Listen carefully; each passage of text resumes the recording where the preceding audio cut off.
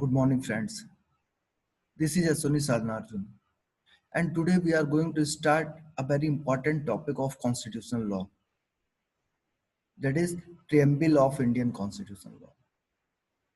Friends, preamble of any statute plays a very vital role to understand the reason for which that particular act has been enacted, or what were the objectives behind that particular enactment, what are the sources,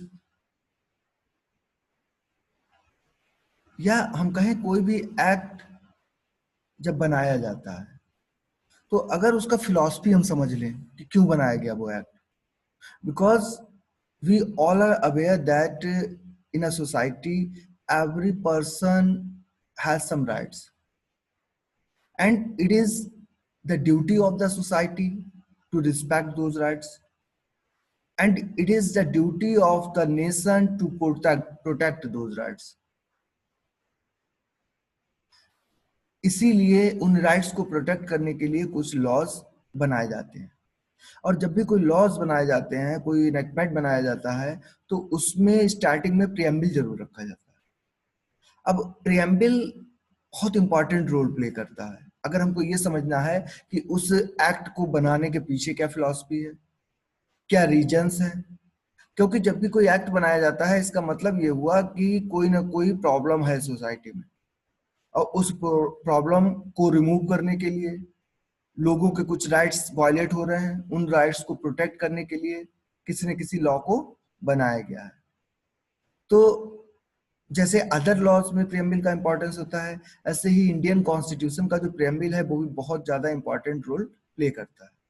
Indian constitution का preamble भी हमें यही बताता है कि objectives क्या हैं, जो कॉन्स्टिट्यूशन फ्रेमवर्क्स हैं उनके क्या ऑब्जेक्टिव्स थे कॉन्स्टिट्यूशन बनाने के पीछे, सोर्स क्या है, फिलॉसफी क्या है, इसका क्या क्या चीजें इसमें दी गई हैं जिससे हम समझ सकते हैं। इसके बाद एक बहुत इंपॉर्टेंट क्वेश्चन राइज होता है, whether the Indian preamble is a part of the constitution और not.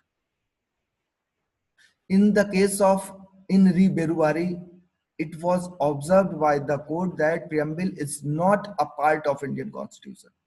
But after that, in a leading case, Keswananda Bharati versus State of Kerala, the court was of opinion that preamble is a part of Indian constitution.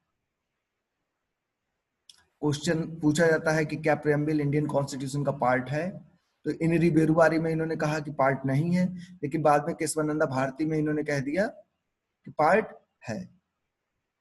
अब part है तो इसमें amendment भी किया जा सकता है अंडर आर्टिकल 368, और अंडर आर्टिकल 368 केशवानंदा भारती के ही केस में ये कहा गया था कि basic structure of Indian constitution can't be amended. आप बेसिक स्ट्रक्चर में अमेंडमेंट नहीं कर सकते हैं, अदरवाइज अमेंडमेंट किया जा सकता है। तो प्रियम्बल में भी अभी तक सिर्फ एक बार ही अमेंडमेंट हुआ है, और वो अमेंडमेंट था 42nd अमेंडमेंट 1976। 3 वर्ड्स इसमें ऐड किए गए थे। अभी हम डिटेल में उसको देखेंगे कि कौन कौन से वर्ड उसमें ऐड किए गए थे। और प्रियम्बल पूरे कॉन्स्टिट्यूशन का आप समझ लीजिए एक जिस्ट है, क्योंकि अगर कभी भी किसी टर्म का इंटरप्रिटेशन करना होता, अब आपको पता है कि एक टर्म को कई तरह से इंटरप्रेट किया जा सकता है, तो जब भी कोई एम्बिग्युइटी या कोई डाउट आता है कोर्ट के मन में, तो वो क्या करते हैं, उनके पास ऑप्शन होता है कि आप प्रियम्बल को देख लो, और प्रियम्बल में जो ऑब्जेक्टिव्स दिए गए हैं वो ऑब्जेक्टिव्स फ्रस्ट्रेट नहीं होने चाहिए। आप इंटरप्रिटेशन ऐसा कीजिए टर्म्स का कि जिससे प्रियम्बल में दिए गए ऑब्जेक्टिव्स जो है वो फ्रस्ट्रेट ना हो, वो फुलफिल हो जाए। क्योंकि प्रियम्बल पूरे इनेक्टमेंट का एक जिस्ट बताता है, क्यों इनेक्ट किया गया है, क्या क्या ऑब्जेक्टिव्स इसको जो है वो अचीव करने हैं, तो वो सब चीजें हमको प्रियम्बल में मिल जाती है। तो ये एक जनरल हमारा इंट्रोडक्शन हुआ कि प्रियम्बल क्या होता है। अब हम देखिए कॉन्स्टिट्यूशन के प्रियम्बल के एक एक टेक्निकल पॉइंट को आगे लेके चलेंगे। As we have discussed earlier, a preamble is an introductory statement in a document that explains the document's philosophy and objectives.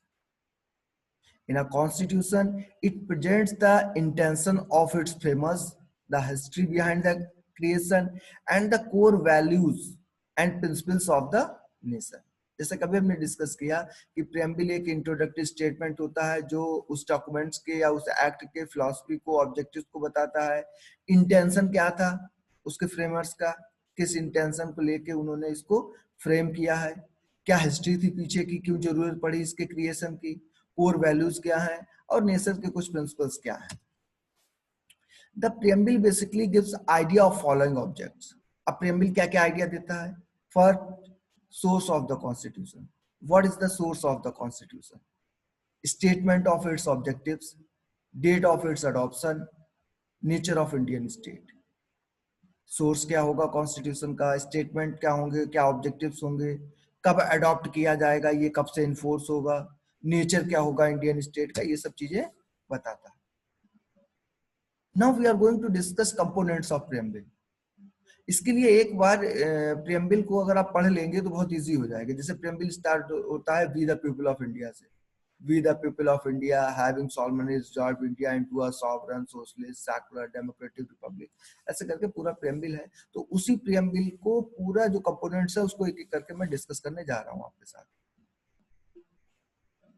First component से it is indicated by the preamble that the source of authority of the constitution lies with the people of India। यानी कि source क्या है हमारे यहाँ, authority क्या है, sovereignty किसके पास रहेगी?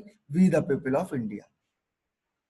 Preamble declares India to be a sovereign, socialist, secular, democratic and republic।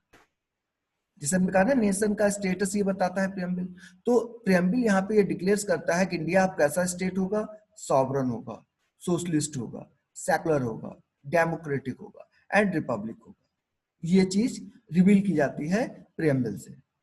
After that the objectives stated by the preamble are, हमने कहा ना ये ऑब्जेक्टिव्स बताता है कि क्या क्या ऑब्जेक्टिव्स हैं। तो ऑब्जेक्टिव्स बताता है क्या क्या ऑब्जेक्टिव्स हमारे, टू सिक्योर, क्या सिक्योर करेंगे हम, justice, liberty, equality to all citizens and promote fraternity to maintain unity and integrity of the nation. हमारा ऑब्जेक्टिव्स क्या है कि हम जस्टिस दिलाएंगे सबको, लिबर्टी दिलाएंगे, इक्वालिटी होगी सब सिटीजन्स को, फ्रेटर्निटी होगी, लोगों के बीच में भाईचारा होगा, और यूनिटी एंड इंटीग्रिटी को हम मेंटेन करेंगे अपने नेशन के लिए। जैसे कि आपको पता है प्रियम्बल के लास्ट में कहा है कि ये प्रियम्बल कब अडॉप्ट किया गया था, 26 नवंबर 1949। अगर आपसे पूछा जाता है प्रियम्बल अडॉप्ट कब किया गया, तो 26 नवंबर 1949 को ये अडॉप्ट हुआ। एक्चुअली में हमारा कॉन्स्टिट्यूशन का जो इन्फोर्समेंट डेट है, तो कुछ प्रोविजन तो 26 नवंबर 1949 को ही ये इन्फोर्स हो गया था, लेकिन बाकी पूरा प्रोविजन जो है वो हमारा 26 जनवरी 1950 को इन्फोर्स हुआ। ठीक, अब हम एक एक वर्ड्स को इसको डिटेल में देखते हैं। We the people of India, it indicates the ultimate sovereignty of the people of India. As we have discussed earlier, that in India the main sovereign authority is we the people of India. And question arises, what is sovereignty mean? Sovereignty means the independent authority of the state, not being subject to control of any other state or external power। sovereign का मतलब होता है कि जिसके हर judgement को, जिसके हर order को मानने के लिए दूसरे लोग बाउंड हो, और अगर कोई पर्सन उसको नहीं मानता है तो उसके पास पावर होनी चाहिए सैंक्शन की, पनिश करने की। उस पर किसी दूसरी और अथॉरिटी का कंट्रोल नहीं होना चाहिए। उसके किसी भी अफेयर में कोई एक्सटर्नल पावर जो है उसका कोई भी रोल नहीं होना चाहिए। सॉवरेन मतलब क्यों? क्योंकि कॉन्स्टिट्यूशन बनने से पहले इंडिया जो था एक नॉन सॉवरेन कंट्री था, क्योंकि हमारा जो अपेक्स कोर्ट था वो भी प्रिवी काउंसिल था। अपील के लिए सबसे जो अपेक्स कोर्ट था वो प्रिवी काउंसिल में जाते थे। गवर्न कहाँ से होते थे? हम ब्रिटिशर्स हमको गवर्न करते थे। तो जब हम आजाद हो गए तो एक सॉवरेन कंट्री बन के कब हम संप्रभु हैं, हम किसी के कंट्रोल में नहीं है। Sovereign means, the term means that India has its own independent authority and it is not a dominion of any other external power in the country. The legislature has the power to make law which are subject to certain limitations. अब जब sovereign है तो अपने laws हम खुद बना सकते हैं। हाँ, ये अलग बात है उस लॉज को बनाते समय कुछ हमें लिमिटेशंस हैं। अब वो लिमिटेशंस इसलिए दी जाती हैं to protect the rights of individuals, society के जो लोग हैं उनके राइट्स को प्रोटेक्ट किया जा सके, उनके किसी तरीके से किसी राइट्स का वायलेशन ना हो पाए।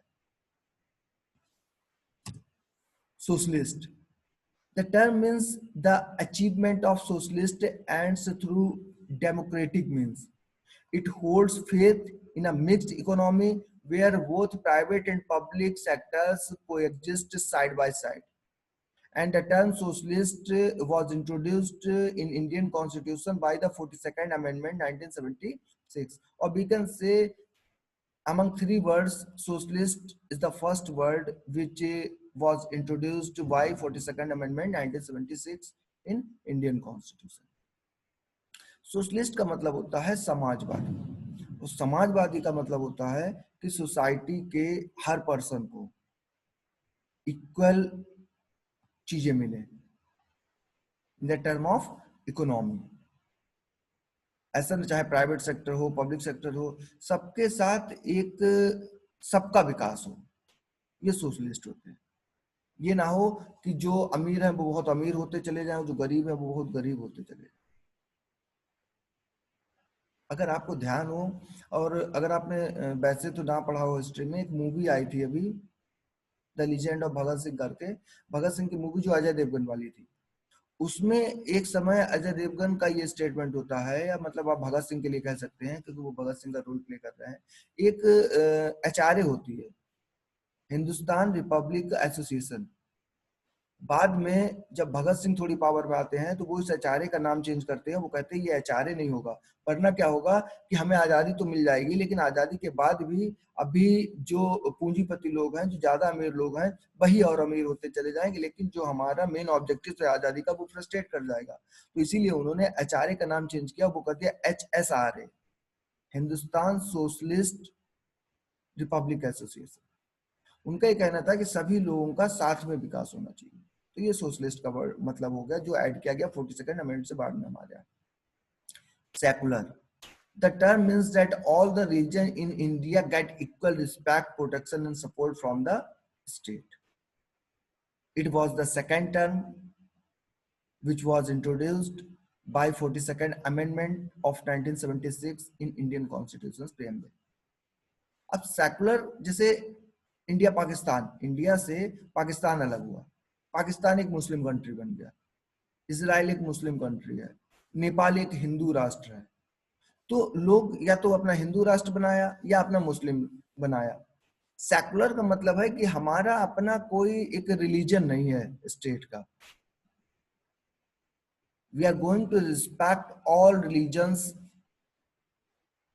इन स्टेट। हमारे स्टेट में जो भी रिलीजन्स हैं उन सबको हम रिस्पेक्ट करते हैं। इसीलिए जब आप देखेंगे सेक्शन आर्टिकल 25 से लेकर 28 तक फंडामेंटल राइट्स में ये रिलीजन्स को लेके दिए गए हैं, क्योंकि यहाँ जो ऑब्जेक्टिव दे दिए गए हैं उसी को पूरा करने के लिए पूरा कॉन्स्टिट्यूशन में आप देखेंगे प्रोविजन है। अगर आगे जब पढ़ लेंगे आप तब उसको आप रिलेट करना चाहेंगे एक एक वर्ड को। तो सेकुलर का मतलब है हमारा पर्टिकुलर रिलीजन नहीं है, ना हम हिंदू राष्ट्र हैं ना हम मुस्लिम राष्ट्र हैं। हम एक ऐसे राष्ट्र हैं जो सेकुलर हैं, धर्म निरपेक्ष है, बल्कि पंथ निरपेक्ष कहना चाहिए। हम पंथ निरपेक्ष हैं। हम किसी एक पर्टिकुलर रिलीजन को बढ़ावा नहीं देते हैं, हम हर रिलीजन का सम्मान करते हैं और हमारे इस कंट्री में हर रिलीजन के पर्सन अपने रिलीजन के अकॉर्डिंग रह सकते हैं, अपनी प्रेयर कर सकते हैं, अपनी पूजा कर सकते हैं, जो भी उनको करना है। Democratic, the term implies that the Constitution of India has an established form of constitution which gets its authority from the will of the people expressed in an election. Democratic का मतलब क्या है? अब ऐसा नहीं होगा कि जो सरकार चलेगी वो जनता द्वारा चलेगी, मतलब एक फ्री एंड फेयर इलेक्शन होगा, सिटीजन्स को राइट होगा वोट करने का और उसके थ्रू गवर्नमेंट बनाई जाएगी। Republic, the term republic indicates that the head of the state is elected by the people. जो हेड होगा, ये नहीं होगा कि राजा का लड़का ही राजा बनेगा, कोई भी बन सकता है। और डिसाइड कौन करेगा? People, we the people of India. इसीलिए जो प्रेसिडेंट है वो भी इलेक्ट किया जाता है। ऑब्जेक्टिव्स पर देखिए क्या क्या हमने कहा था, क्या क्या ऑब्जेक्टिव्स होंगे। ये तो हो गया नेचर ऑफ स्टेट, कि स्टेट का नेचर कैसा होगा, सॉवरन होगा, सोशलिस्ट होगा, सेकुलर होगा, डेमोक्रेटिक होगा, रिपब्लिक होगा, और क्या क्या उसके मीनिंग हो गए वो मैंने आपको बताया। अब हम बात करते हैं ऑब्जेक्टिव्स क्या क्या है, क्या सिक्योर करना है हमको, कॉन्स्टिट्यूशन बनाने के पीछे हमारा क्या ऑब्जेक्टिव्स है, हम क्या चाहते हैं। सबसे पहले social justice. Social justice means that the constitution wants to create a society without a discrimination on any ground like caste, creed, gender, religion, etc.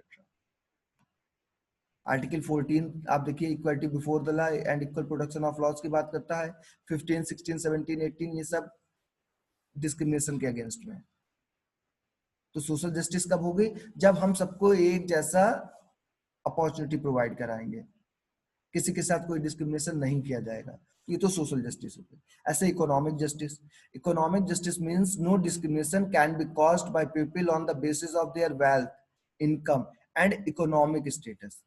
Every person must be paid equally for an equal position and all people must get opportunities to earn for their living।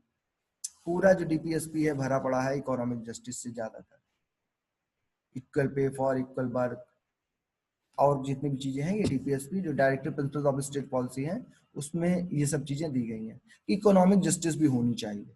Political justice.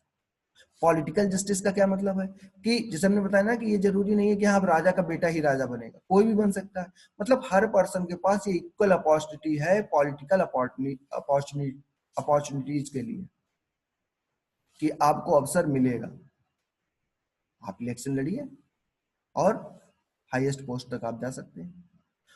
So we can say political justice means all the people have an equal, free and fair right without any discrimination to participate in political opportunities। Equality, कैसे equality की बात होती है? The term equality means no section of society has any special privilege and all the people have given equal opportunities for everything without any discrimination। Everyone is equal before the law। First lecture जब हम लोगों ने देखा था constitution, constitution law, constitutionalism, तो constitutionalism के essential components हमने एक टर्म पढ़ा था रूल ऑफ लॉ, कि रूल किसका होना चाहिए? किसी एक पर्सन का नहीं होना चाहिए, रूल लॉ का होना चाहिए। और लॉ के आगे सब लोग क्या होंगे? इक्वल होंगे। आर्टिकल 14 कहता है equality before the law and equal protection of laws. वो अलग की चीज है, जब फंडामेंटल राइट्स में हम आगे देखेंगे तब उसको हम डिटेल में जाएंगे। और ये भी है कि सबके साथ सेम ट्रीटमेंट किया भी नहीं जा सकता है, कुछ एक्सेप्शंस है उसके, लेकिन वो हम उधर कवर करेंगे। लेकिन वो जनरल रूल की हम बात नहीं कर रहे हैं। जनरल रूल का मतलब हम सबको इक्वलिटी देंगे और क्या देंगे? लिबर्टी देंगे। किस चीज की? The term liberty means freedom for the people to choose their way of life, have political views and behavior in society। Liberty does not mean freedom to do anything। A person can do anything but in the limits set by the law। अब article 19 से लेके उधर आप देखिए तो freedoms की बात की गई है। जैसे आर्टिकल 19 खुद कई फ्रीडम देता है, freedom of speech and expression. आपको फ्रीडम ऑफ स्पीच है इसका मतलब ये थोड़ी ना आप किसी को गालियां देंगे, आप डिफेम नहीं कर सकते। कभी भी कोई भी राइट एब्सोल्यूट नहीं होता है, उस पर कुछ ना कुछ लिमिटेशंस होते हैं। फंडामेंटल राइट्स पे भी लिमिटेशंस है। ऐसे ही आपको लिबर्टी तो दी गई है, लेकिन उस लिबर्टी पे कुछ रिस्ट्रिक्शंस होंगे, जो उधर जब आप फंडामेंटल राइट्स में फ्रीडम्स पढ़ेंगे तो आपको आइडिया लग जाएगा कि क्या क्या लिमिटेशंस हैं। बट आपके पास लिबर्टी है अपनी बात को कहने की। ऐसा नहीं है कि हिटलर का टाइम चल रहा है आप अपनी बात कह ही नहीं सकते, बिल्कुल कह सकते हो। लेकिन आप अपनी बात कहते हो, जैसे आपका राइट्स है फ्रीडम ऑफ स्पीच का, ऐसे ही दूसरे का भी राइट होता है कि उसको डिफेम ना किया जाए। कोई भी राइट्स जो है कभी भी एक दूसरे से डिस्प्यूट में नहीं आनी चाहिए। इसके बाद फ्रेटर्निटी, ये भी डीपीएसपी में इसके प्रोविजन दिए गए हैं कि भाईचारा बढ़ाओ, आपस में प्रेम से रहो। The term fraternity means a feeling of brotherhood, भाईचारा, and an emotional attachment with the country and all the people। Fraternity has to promote dignity and unity in the nation। आप प्रेम से रहोगे, भाईचारे से रहोगे, तो डिग्निटी मेंटेन होगी, unity nation की मेंटेन होगी। तो इक्वालिटी, लिबर्टी एंड फ्रेटर्निटी, ये चीजें आई। अब हम अगर बात कर लें स्टेटस ऑफ प्रेमविल की, जैसे कि हमने इंट्रोडक्टरी पार्ट में इस लेक्चर के आपको बताया कि इनरी बेरुवारी केस में इन्होंने कहा कि एक तो पहले ये समझ लो आप, कई केसेस के आगे इन री लिखा होगा, ठीक है। तो इस इन री का क्या मतलब होता है? बेरुवारी केस तो चलो ठीक है, इन री का मतलब क्या है? क्योंकि केस में तो दो लोग होने चाहिए ना, जैसे Kesavananda Bharati versus state of Kerala. अब ये कह रहे हैं इन री बेरुवारी केस। एक्चुअली में जब आप उधर पढ़ोगे प्रेसिडेंट्स के पार, तो उसमें एक प्रेसिडेंट्स के पास पार होती है, उसको आप एडवाइजरी कह सकते हो, एडवाइजरी ओपिनियन। मतलब प्रेसिडेंट को अगर ठीक लगता है तो वो सुप्रीम कोर्ट से एक एडवाइजरी ओपिनियन ले सकता है किसी टॉपिक पे, under article 143 of Indian constitution. But supreme court is not bound to give the advice. Supreme advice का मतलब ये सलाह, और सलाह अगर हमसे कोई मांगता है तो हम बाउंड तो नहीं है देने के लिए, और अगर हमने दे दी तो सामने वाला मानने के लिए भी बाउंड नहीं। तो अंडर आर्टिकल 143 में प्रेसिडेंट को अगर ठीक लगता है तो किसी पर्टिकुलर मैटर पे एडवाइस ले सकता है सुप्रीम कोर्ट की। सुप्रीम कोर्ट बाउंड नहीं होता है उस एडवाइस को देने के लिए, लेकिन अगर दे दी है तो प्रेसिडेंट बाउंड नहीं होता है उस एडवाइस को मानने के लिए। तो इन री बेरुवारी केस जिसमें इन री लगा हो, मतलब ये इन रेफरेंस है। इन रेफरेंस का मतलब हो गया ये 143 में केस आया होगा, एडवाइजरी ये केस होगा। तो ये बेरुवारी केस भी 143 में आया था। और in this case the court observe that preamble is the key to open the mind of the makers. उन्होंने कहा कि जो प्रीएम्बल होता है एक की है, किसका है? जो मेकर्स हैं उनके माइंड को खोलने का। But it cannot be considered as a part of the constitution, therefore it is not enforceable in a court of law. In the case of Veruvari, the court was of opinion that preamble is not a part of Indian constitution. But after that, in case of Keswananda Bharti, क्या हुआ? The preamble of the constitution will now be considered as part of the constitution. ये Indian constitution का एक part है। The preamble is not the supreme power or source of any restriction or prohibition, but it plays an important role. इन्होंने कहा कि ये part है और ये बहुत इंपॉर्टेंट रोल प्ले करता है। कब रोल प्ले करता है? In the interpretation of statutes and provisions of the constitution. कि कॉन्स्टिट्यूशन के किसी भी प्रोविजन का, किसी भी स्टैट्यूट का जब इंटरप्रिटेशन करना होता है तब प्रीएम्बल बहुत इंपॉर्टेंट रोल प्ले करता है। क्यों? हमने स्टार्टिंग में बताया कि एक टर्म के जब कई मीनिंग निकल सकते हैं तो अब हम उसका इंटरप्रिटेशन इस तरीके से करेंगे कि जो पर्पस है, जो ऑब्जेक्टिव्स दिए गए हैं, जो प्रीएम्बल हमारा कहता है, प्रीएम्बल में दिए गए पर्पस फ्रस्ट्रेट ना होने, तब इसका रोल जो है वो बहुत इंपॉर्टेंट हो जाता है। अब एक और केस हुआ बाद में 1995 में, union government versus LIC of India. इसमें भी इन्होंने यही कहा कि कॉन्स्टिट्यूशन का पार्ट है preamble. In this case the court observe that preamble is the integral part of the constitution but is not directly enforceable in a court of justice in India, so it can be concluded that preamble is an introductory part of the constitution. So हम कह सकते हैं कि preamble जो है वो एक introductory part है constitution का।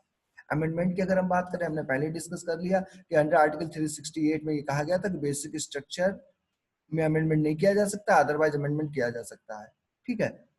अब यहाँ पे जो प्रेम्बल है उसमें अभी तक सिर्फ एक बार अमेंडमेंट हुआ है, और वो जो अमेंडमेंट हुआ है उसमें 3 टर्म यूज किए गए हैं, ऐड किए गए हैं, socialist, secular and integrity.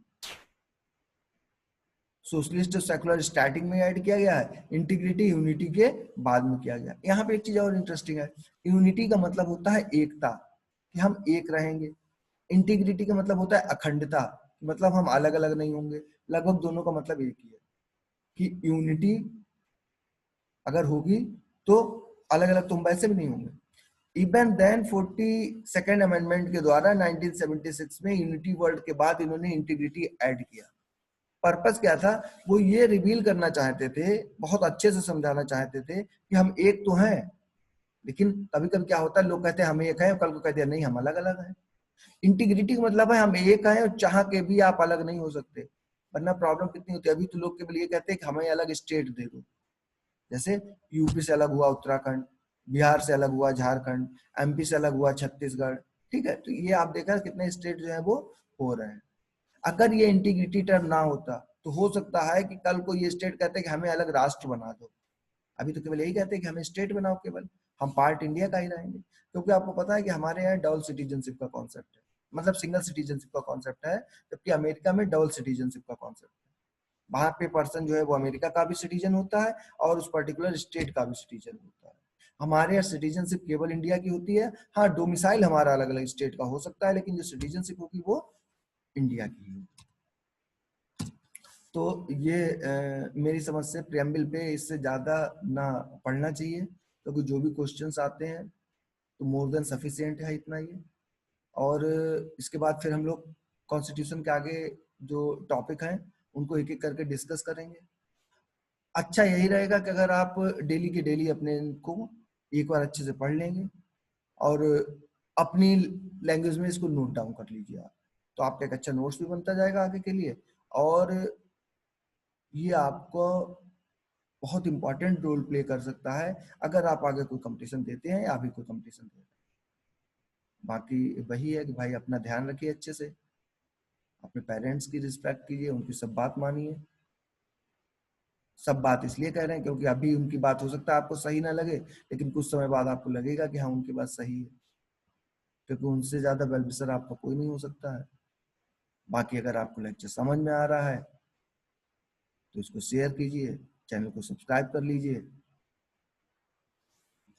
Thanks, thanks a lot.